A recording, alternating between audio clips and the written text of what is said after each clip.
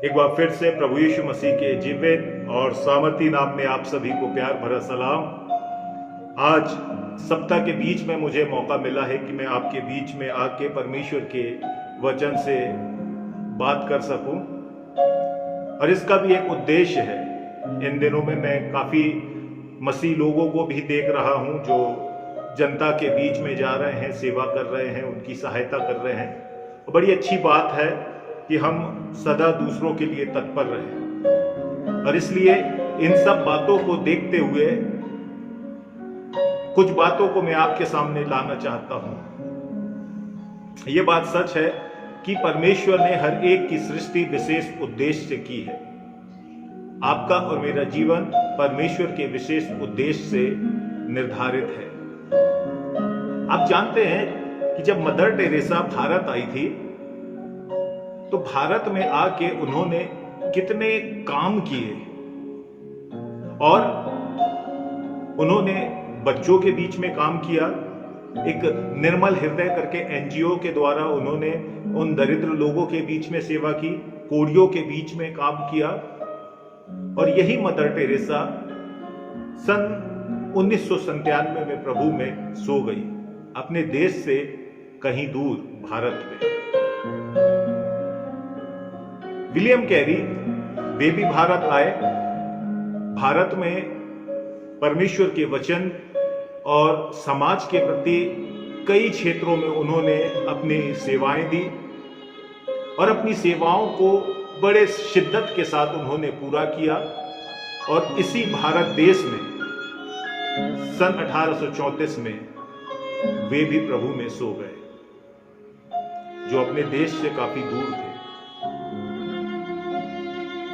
आपके और मेरे समय की बात है। 1999 की एक घटना जो 23 जनवरी को हुई थी, हम सब कैसे भूल सकते हैं, जब ग्राम स्टेन और उसका पूरा परिवार, उसके दोनों बच्चे जला दिए गए, मृत्यु को प्राप्त कर दिए। और इन्होंने भी अपना देश जो ऑस्ट्रेलिया था उससे छोड़ के भारत आए, कोढ़ियों के बीच में अपनी सेवाओं को दिया। हम सब भारत के एक बड़े प्रसिद्ध इंस्टीट्यूशन को जानते हैं जो सीएमसी बेंगलोर के नाम से जाना जाता है। 1900 में डॉक्टर ईडा सोफिया स्कॉडर जो भारत आई, अपने देश को छोड़ के, अमेरिका की रहने वाली है, वहां से वो भारत आती हैं। भारत में स्वास्थ्य के क्षेत्र में और अन्य क्षेत्रों में कितनी सेवाओं को उन्होंने दिया, और इसी भारत में वे प्रभु में सो गए। ये सब जो इतने दूर दूर से अपने देश को, अपने लोगों को, अपने परिवार को, अपने मित्रों को छोड़ के आपके और मेरे लिए भारत आए, यहां काम किया। क्या कारण था? सिर्फ ये क्योंकि परमेश्वर ने उन्हें एक उद्देश्य दिया था। परमेश्वर ने उनके हृदय में वो मर्म डाला था, वो इच्छा दी थी, जो मसीहत की गवाही वो आपके और मेरे बीच में बांट सके। और वो यहां तक विश्वासियों के रहे कि मृत्यु को प्राप्त कर लिए। प्रियो, इस संसार की सब चीजें क्षणिक हैं, लेकिन परमेश्वर अपने लोगों के ऊपर अपने प्रेम की भलाई इस रीति से प्रकट करता है कि वो हमारे लिए अपने जान को देता है। और इसलिए वचन इस बात को कहता है, जो कोई परमेश्वर से प्रेम करता है उनके लिए सब बातें मिलके अच्छाई को, परमेश्वर की भलाई को उत्पन्न करती है। और इसलिए मेरे प्रियो, हमको इस बात को जानना है कि हमारे हृदय में भी दूसरों के प्रति भलाई की भावना को जागृत होना अवश्य है, क्योंकि हम मसीह हैं और मसीह का हृदय हमारे अंदर विद्यमान है। और हमारा प्रभु जो खुद दूसरों के लिए अपने जीवन को व्यतीत किया, हमारे लिए अवसर है हम अपने तक सीमित ना रहें, लेकिन दूसरों के लिए अपने समय को, अपनी सेवाओं को, अपने उन तमाम चीजों को जो परमेश्वर ने आशीष के रूप में हमें दी है, हम उसमें उन्हें सहभागी कर सके। आइए थोड़े समय हम इस बात को सीखने का प्रयास करें कि हमें क्यों दूसरों के लिए अपने आप को तैयार करना, जीना है। ये तो आज की बात नहीं है, लेकिन प्रभु यीशु मसीह के समय से कई वर्षों पूर्व जब परमेश्वर ने मूसा को व्यवस्था दी, तो आप व्यवस्था विवरण का 15वां अध्याय पढ़ेंगे, उसकी 7वीं पद से आगे तक आप पढ़ेंगे तो वहां पे आप इस बात को देखेंगे कि परमेश्वर ने किस प्रकार से लोगों से कहा कि जो तुम्हारी संपत्ति है, यदि आपको कोई दरिद्र दिखे तो उसकी सहायता करना, कोई भूखा दिखे तो उसकी सहायता करना। और 11वीं पद में आपके सामने पढ़ूंगा, वहां लिखा हुआ है कि तेरे देश में दरिद्र तो सदा पाए जाएंगे, इसलिए मैं तुझे आज्ञा देता हूं कि तू अपने देश में अपने दीन दरिद्र भाइयों को अपना हाथ ढीला करके अवश्य दान देना। ऐसे लोगों को जो दीन है, दरिद्र हैं, ये परमेश्वर की व्यवस्था में है, जो कई वर्षों पूर्व परमेश्वर ने मूसा के द्वारा कहा था। और इसलिए प्रियो, एक मसीह होने के नाते, प्रभु यीशु मसीह के अनुसरण के अनुसार, प्रभु यीशु मसीह के पीछे चलने वाले होने के नाते हमें इन बातों को सीखना है और उसे अपने जीवन में पूरा भी करना है। आइए थोड़े समय में हम देखें कि क्यों हमें परमेश्वर की इस आज्ञा को, जो दूसरों के साथ बांटना है, दूसरों के लिए जीना है, उसे पूरा करना है। सबसे पहली और अहम बात यह, जैसा मैंने बताया, परमेश्वर ने हर एक चीज को अपने उद्देश्य से रचा है। नीति वचन उसका 4वां अध्याय पढ़ेंगे तो वहां लिखा, हाँ, दुष्ट भी परमेश्वर ने अपने उद्देश्य से रचा है कि वो दंड को प्राप्त करे। और इसलिए आपके और मेरे जीवन का विश्वास और विश्वासी बने रहने के जीवन का उद्देश्य, परमेश्वर का उद्देश्य, परमेश्वर ने इफिसियोस का 2वां अध्याय और उसकी 10वीं पद में स्पष्ट रूप से परमेश्वर का वचन बताता है कि परमेश्वर ने हमें भले कामों के लिए सृजा है। यहां लिखा हुआ है कि हम परमेश्वर की रचना हैं और मसीह यीशु में उन भले कामों के लिए सृजे गए हैं जिन्हें परमेश्वर ने पहले से हमारे लिए करने के लिए तैयार किया है। हम उन भले कामों को करने के लिए सृजे गए हैं। आपके और मेरे जीवन का उद्देश्य, आपके और मेरे जीवन के सृष्टि का उद्देश्य कि परमेश्वर ने हमें जो जीवन दिया है, मनुष्य मानवीय रूप दिया है, मसीहत की वो चुनौती दी है, मसीह जीवन का आशीष दी है, तो इसका उद्देश्य सिर्फ यही है कि हम परमेश्वर के उन भले कामों को औरों के बीच में प्रकट करें, और इसी के लिए हम बनाए गए हैं और ये हमारे लिए अत्यंत आवश्यक है। दूसरी बात कि हम सिर्फ परमेश्वर की रचना हैं और हमारे रचना का उद्देश्य भलाई करना ही नहीं, लेकिन यदि हम इस बात को कहते हैं कि परमेश्वर, मैं तुझसे प्यार करता हूं, क्योंकि अक्सर यदि मैं इस बात का प्रश्न आपसे पूछूंगा तो कोई इनकार नहीं करेगा कि मैं परमेश्वर से प्यार करता हूं। यदि आप परमेश्वर से प्यार करते हैं तो वचन स्पष्ट रूप से आपसे कहता है, यदि आप पहला यूहन्ना उसका 3वां अध्याय और उसकी 7वीं पद को पढ़ेंगे तो लिखा हुआ है, जिस किसी के पास संसार की संपत्ति हो और वह अपने भाई को जरूरत में देखकर उस पर तरस ना खाए, तो पर उसमें परमेश्वर का प्रेम कैसे बना रह सकता है। वो परमेश्वर के प्रेम को नहीं पहचानता है, क्योंकि यदि परमेश्वर ने उसे सांसारिक संपत्ति से आशीषित किया है, इस योग्य बनाया है, तो उसे अवश्य है कि वो अपने साथी भाइयों को, अपने पड़ोसियों को देख के तरस खाए और उनकी जरूरत के लिए अपने हाथों को ढीला करे, अपने हाथों को खोले, अपनी मुट्ठी को खोले।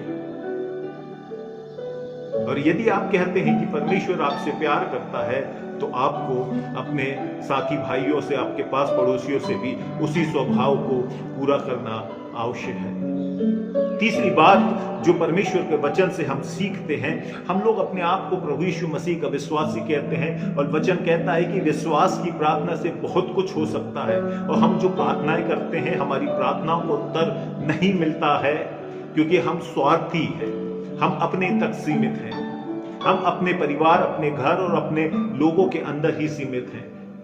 लेकिन परमेश्वर का वचन हमें इस बात को बताता है कि हम यदि दूसरों की सहायता ना करें, विशेष रूप से अपने परिवार की, अपने साथियों की, अपने कलीसिया रूपी परिवार की, अपने समाज रूपी परिवार की, अपने आस पड़ोसियों की सहायता ना करें, तो हम अविश्वासी लोगों के समान अपने जीवन को व्यतीत कर सकते हैं। हमारी दशा अविश्वासी लोगों के समान है।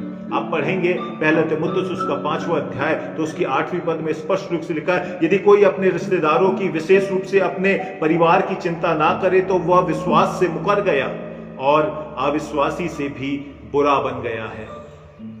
वो अपने काम से, अपने उस विश्वास से जो प्रभु यीशु मसीह में उसने पाया था, उस विश्वास से मुकर गया, क्योंकि परमेश्वर चाहता है यदि हम विश्वासी हैं तो उसमें और उसके कामों को पूरा करें। यदि हम प्रभु के काम को पूरा नहीं करते हैं तो हम विश्वासी कहलाने के योग्य हैं भी नहीं। और इसलिए सावधान रहने की आवश्यकता है। हम दूसरों को देखते हैं, बड़ा आनंदित होते हैं, लेकिन क्या हम खुद उसमें, उन कामों में उत्साहित हैं? हम उसको करने वाले हैं? हमको देखना है और सीखना है, क्योंकि हमारा परमेश्वर, बाइबल का परमेश्वर हमें इन बातों के लिए निरंतर चिताता है।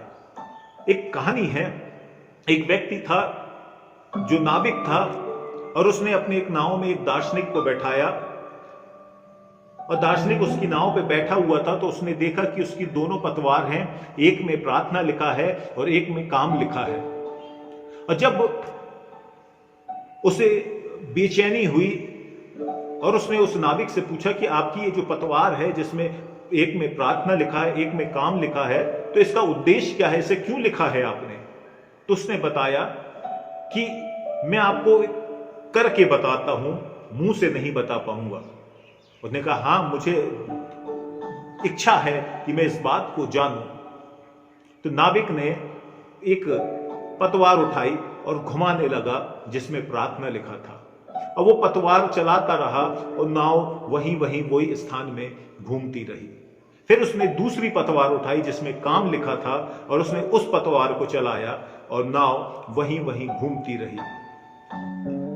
दोनों ही पतवार को जब अलग अलग चलाया गया तो वो एक स्थान में पड़ी रही, लेकिन जब उसने प्रार्थना और काम वाली पतवार को एक के बाद एक चलाया, तब वो नाव आगे बढ़ने वाली हो सकी। और उसने इस बात को बताया कि जब मैं प्रार्थना करता हूं तो मैं उन्नति नहीं प्राप्त करता, जब मैं काम करता हूं तब भी मैं उन्नति प्राप्त नहीं करता, लेकिन जब मैं प्रार्थना और काम दोनों करता हूं तब मैं आगे बढ़ता हूं, वृद्धि को प्राप्त करता हूं। आपके जीवन में भी आशीष आ सकती है, और इसलिए हम होठों से नहीं, कामों के द्वारा भी परमेश्वर की महिमा प्रकट करें।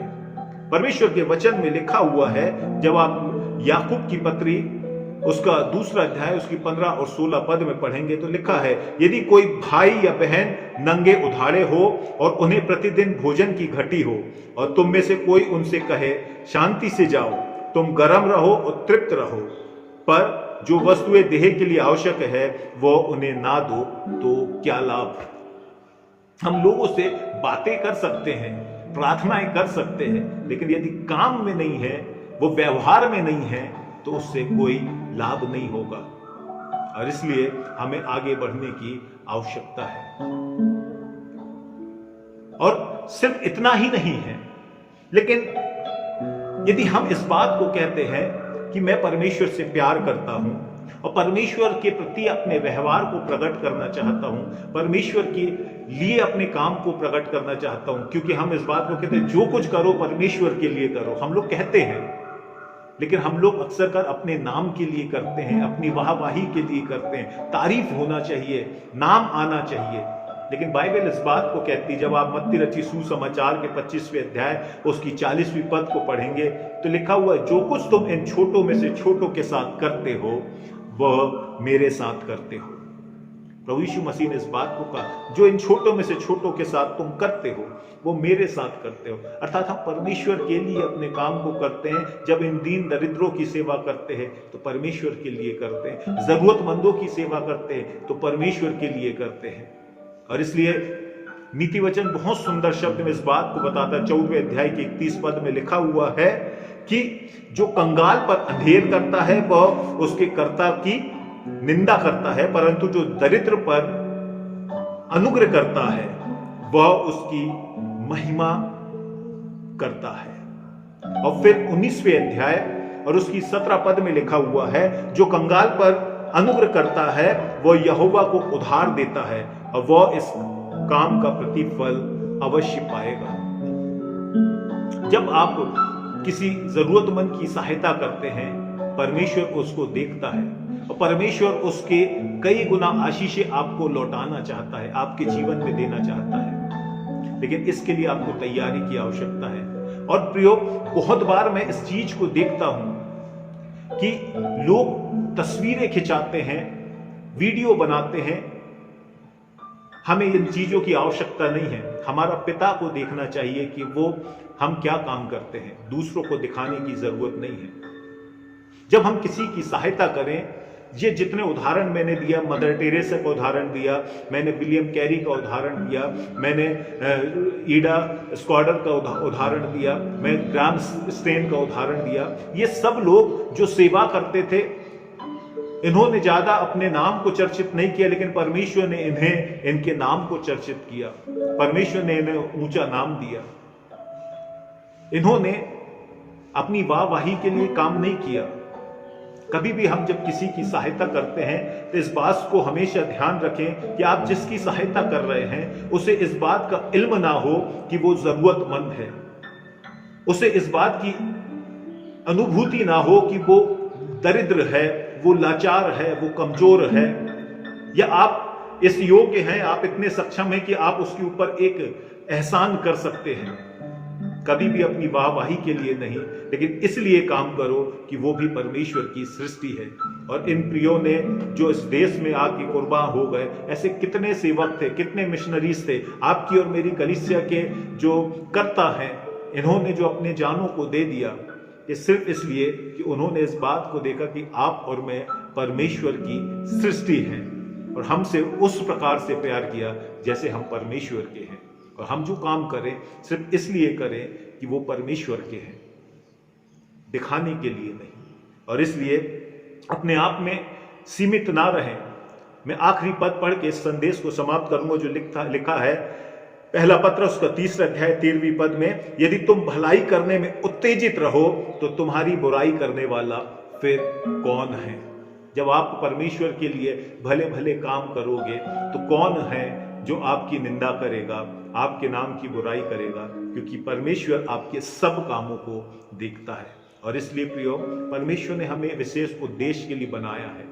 हम अपने घरों तक, अपने परिवार तक सीमित ना रहें। लेकिन आपको लगता है कि यदि आपके आसपास किसी को आपकी जरूरत है, आपको परमेश्वर ने इस योग्य बनाया है कि आप देने वाले हो सकते हैं। किसी ने बहुत अच्छी बात कहा कि परमेश्वर का शुक्र करो कि आप देने वालों में हो, लेने वालों में नहीं हो। और इसलिए हर एक बातों में परमेश्वर की महिमा करो। तो जो आशीषें परमेश्वर ने दिया है उसमें आप सबको जो जरूरतमंद है सहभागी करो और परमेश्वर की अपरंपार आशीष को निरंतर अपने और अपने परिवार में प्राप्त करो। परमेश्वर बहुतायत से आशीष आप सबको प्रदान करे। परमेश्वर का धन्यवाद हो।